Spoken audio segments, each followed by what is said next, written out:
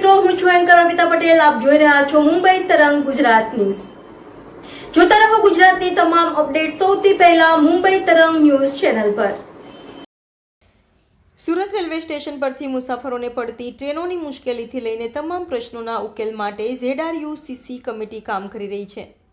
ત્યારે આ કમિટીના સભ્ય તરીકે કોંગ્રેસના કલ્પેશ બારોટની નિમણૂક કરવામાં આવી છે. ત્યારે કલ્પેશ બારોટે કહ્યું કે અગાઉ પણ મેં 2008થી 2014 દરમિયાન આ પદ પર સેવા આપી છે. ત્યારે ફરી મારી નિમણૂક થતાં હું મુસાફરોની સગવડતામાં વધારો થાય તે માટે સતત પ્રયત્ન કરતો રહીશ. રેલવેના ઘણા વણઉકેલ્યા પ્રશ્નોને વાચા મળશે તેવી લાગણી લોકો વ્યક્ત કરી રહ્યા છે. ત્યારે કલ્પેશ બારોટે કહ્યું કે કેન્દ્રીય રેલવે મંત્રાલય દ્વારા વેસ્ટર્ન રેલવે ZRUCC કમિટીના કેન્દ્રીય રેલવે મંત્રીના આદેશથી આ નિમણૂક 2 વર્ષ માટે કરવામાં આવી છે. ત્યારે આ 2 વર્ષ દરમિયાન ઉત્તર ભારતીયોને ટ્રેનમાં જવા માટે જે પ્રશ્નો ઊભા થઈ રહ્યા છે તેનું નિરાકરણ આવે તે દિશામાં કાર્ય કરીશું.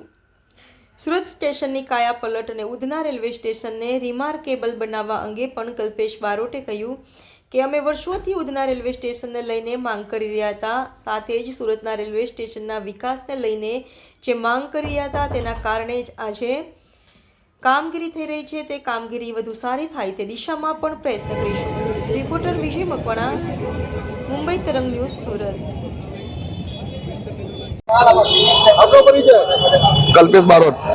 આપની કે નિમણૂક થઈ ZRUCC માં હવે આગામી દિવસોની પ્રકારે કામગીરી કરે. હું અગાઉ પણ યુપીએ સરકાર વખતે 2008થી 2014 સુધી 3 વખત ZRUCC મેમ્બર હતો. 10 વર્ષ બાદ રેલવે મંત્રાલય દ્વારા મારી સ્પેશિયલ કેટેગરીમાં ZRUCC મેમ્બર તરીકે નિયુક્તિ કરી છે. એ બદલ હું રેલવે મંત્રાલય અને મારી પાર્ટીના શિસ્ત નેતાગણનો આભાર માનું છું કે તેઓ મારી પર ભરોસો મૂકીને ફરી એક વખત મને પ્રજાની સેવા કરવાનો મોકો આપ્યો છે. તે બદલ તેમનો આભાર માનું છું.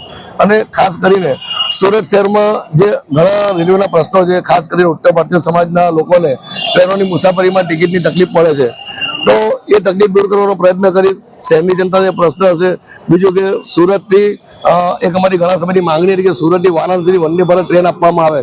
એ પણ માંગણી અમે આગામી સમયમાં રેલવે બોર્ડ સમક્ષ કરશું. અને ખાસ કરીને સુરત શહેરના જનતાના જે કંઈ પ્રશ્નો હતા રેલવેના લગતા, એ મારી ઓફિસ રૂવાલા ટેકરા બાગડ ખાતે આવેલી છે. તો રેલવેના બાબતના જે કોઈ પ્રશ્ન શહેરની જનતાને હોય તે 11 થી 2 સમય દરમિયાન મારી ઓફિસમાં મળી શકે.